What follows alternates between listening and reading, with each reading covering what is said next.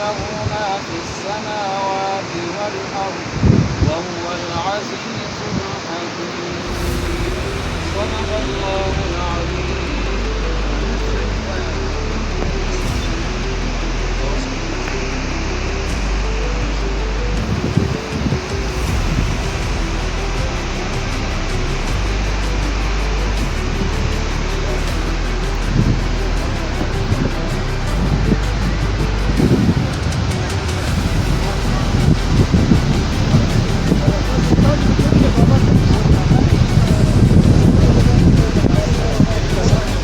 خبره وکړي خو زه ورته لږ دغه وکړم.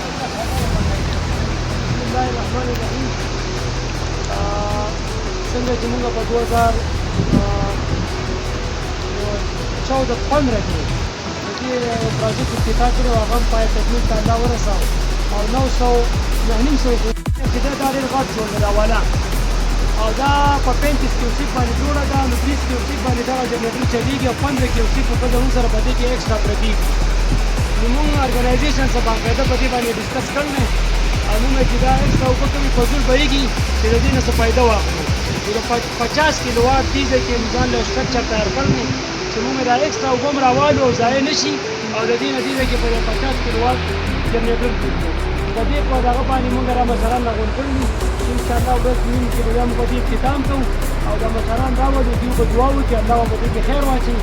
نو ګورو بیا په هغې هم کښېنو، مشران دي، نورو ځایونو خلک هم راځي، زمونږ دې مشرانو خلکو ته راځي، ویناګانې یې کوي، د کیسې په معاملاتو کې هم کړي دي چې هغه موږ ته د ټول جنریټر نه نو د هغې کې داسې کار بعد به دغه بیا موږ را بجلي به کمېږي.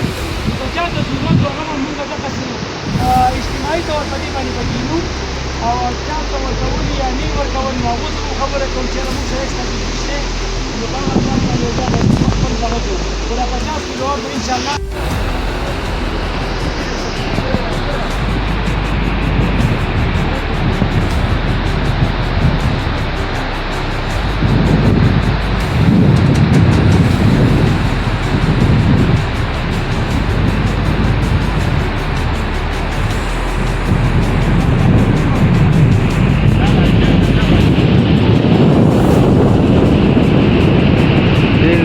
de generator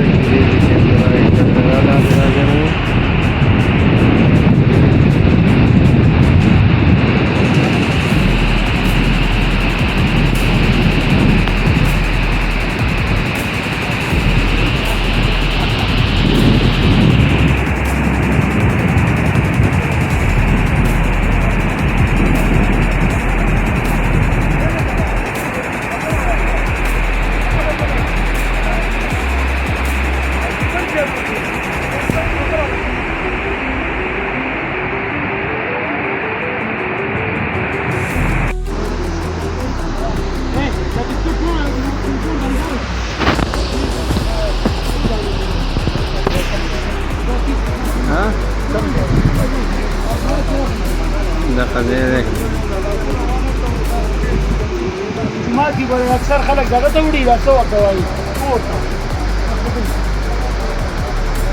یاره ستا او زما راغله دوی هغه هم زده کړې ده مسلمان دا ځای